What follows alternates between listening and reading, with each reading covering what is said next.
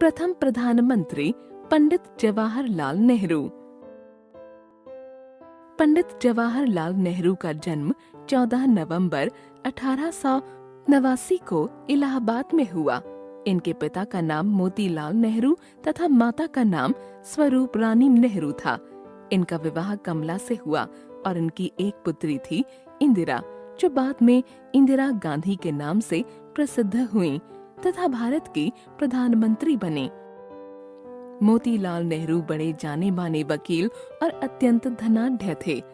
जवाहरलाल जी का लालन पालन भी रईसों की तरह हुआ। इन्हें पढ़ाने के लिए ब्रुक्स नाम का एक अंग्रेज अध्यापक रख दिया गया, परंतु इन्हें असली शिक्षा एक बूढ़े मुंशी जी से अपने घर आनंद भवन में ही मिली। मुंशी जी इनका मन बहलाने के लिए विभिन्न कहानियां सुनाते थे, जिनमें स्वतंत्रता संग्राम की सच्ची कहानियां भी होती थीं। प्रथम स्वतंत्रता संग्राम में तात्या टोपे, रानी लक्ष्मीबाई इत्यादि नेताओं ने भारतीय सिपाहियों के साथ मिलकर अंग्रेजों के खिलाफ झंडा बुलंद किया, परंतु अंग्रेजों ने अपनी ताकत और चालाकी के बल पर भारतीयों में फूट डालकर प्रथम स्वतंत्रता संग्राम आंदोलन को कुचल दिया। मुंशी जी से ऐसी कहानियां सुनकर जवाहरलाल जी के मन में अंग्रेजों के प्रति नफरत बढ़ती गई और वे विचार करने लगे कि हमारा देश इस गुलामी से कैसे छूटे।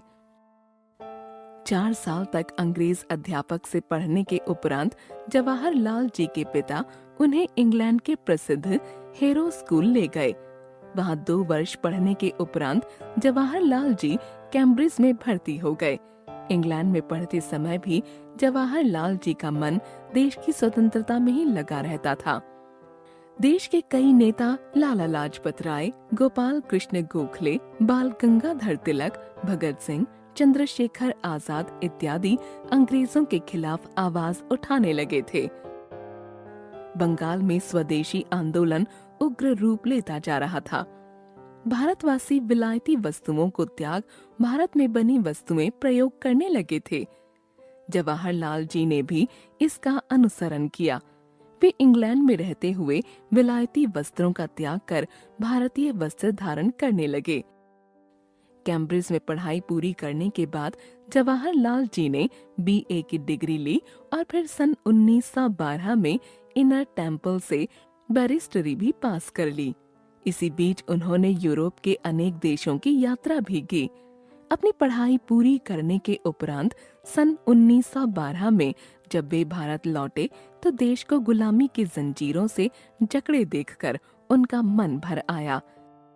यद्यपि उन्होंने इलाहाबाद हाई कोर्ट में वकालत तो शुरू कर दी, परंतु उनका दिल हमेशा देश की आजादी की ओर लगा रहता था। वे देश की आजादी की लड़ाई में हिस्सा लेने लगे और इसी बीच बांकीपुर में कांग्रेस के अधिवेशन में प्रतिनिधि के रूप में हिस्सा लिया।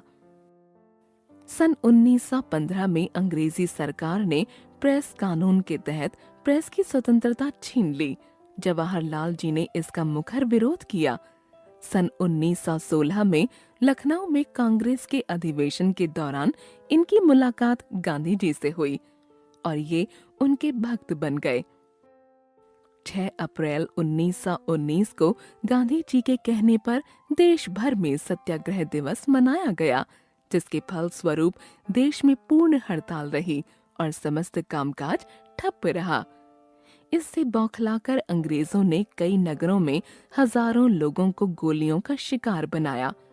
इसके विरोध में भारतीयों का खून उबल पड़ा और वे अपनी जान की परवाह न करके स्वतंत्रता की लड़ाई में कूद पड़े। स्वयं मोतीलाल नेहरू जी भी कांग्रेस के सदस्य बन गए तथा अवसर मिलते ही जवाहरलाल जी भी इस आंदोलन में कूद पड़े। सितंबर 1920 में गांधी जी ने असहयोग आंदोलन शुरू किया और कहा कि कोई भी भारतीय अंग्रेज सरकार को शासन करने में मदद न दे, सब सरकारी नौकरियां छोड़ दें, विदेशी वस्त्र त्याग दें और अंग्रेजों का पक्ष लेने वाली अदालतों में वकालत न करें। जवाहरलाल जी भी अपनी वकालत छोड़ असहयोग आंदोलन में शामिल हो गए। उनकी योग्यता और गुणों को पहचानते हुए उन्हें उत्तर प्रदेश कांग्रेस कमेटी का मंत्री बना दिया गया।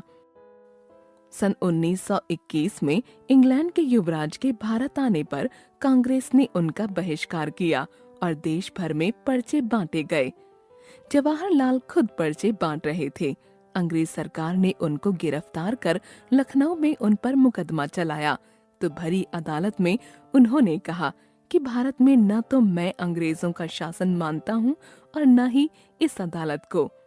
जब मजिस्ट्रेट ने इनसे पूछा कि 3 दिसंबर 1921 को आप कांग्रेस कमेटी की मीटिंग में थे, तो इनके जवाब न देने पर इन्हें 6 महीने की कैद और 100 रुपये जुर्माने की सजा सुनाई गई। 3 महीने बाद अचानक जवाहरलाल जी को जेल से रिहा कर दिया गया और वे फिर स्वतंत्रता आंदोलन में शामिल हो गए।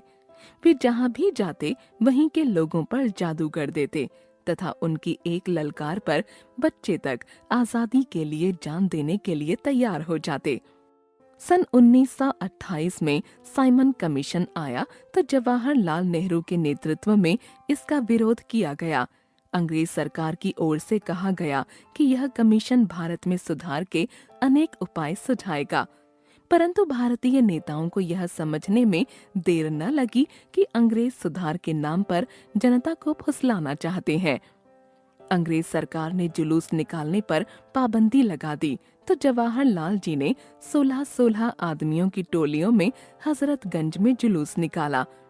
जवाहरलाल जी भी एक टोली का नेतृत्व कर रहे थे कि सामने से घुड़सवार पुलिस आ गई।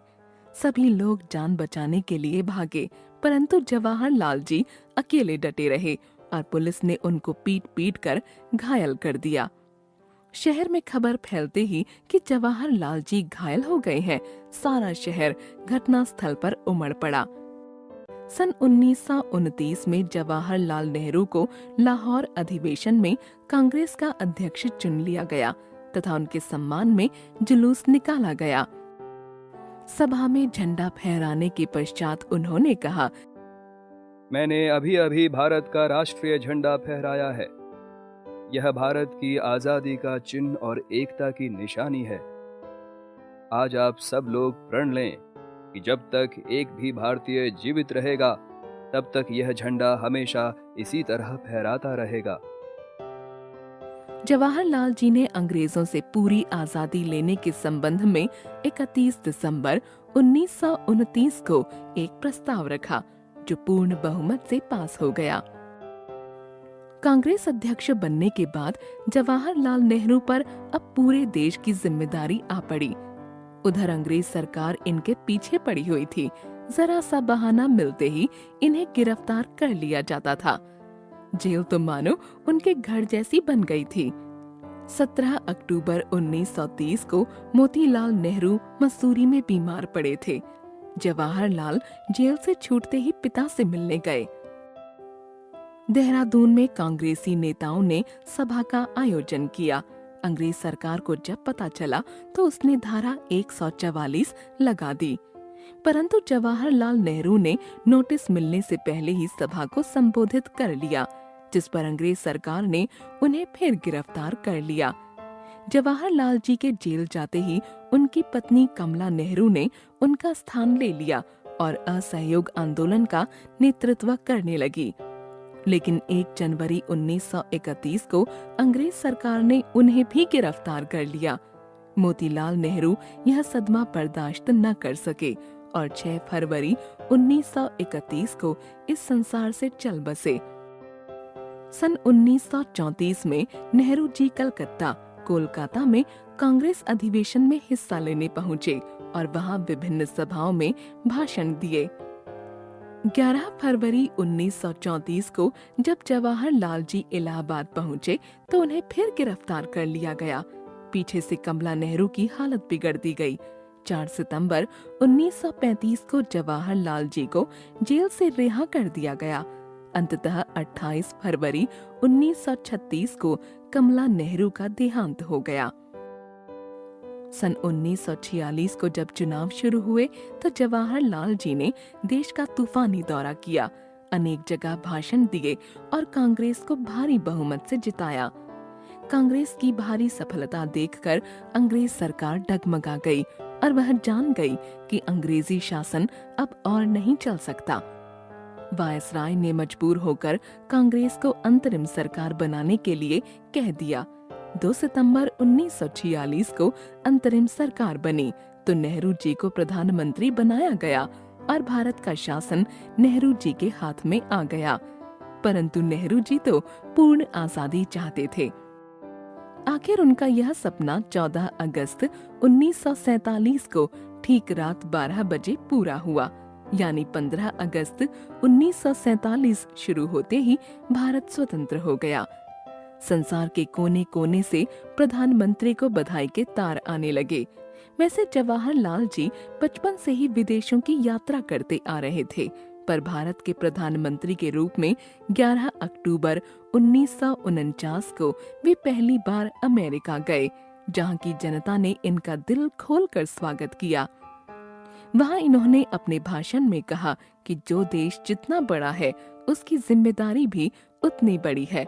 हमें चाहिए कि हम स्वयं शांति से रहें और दूसरों को शांति से रहने दें।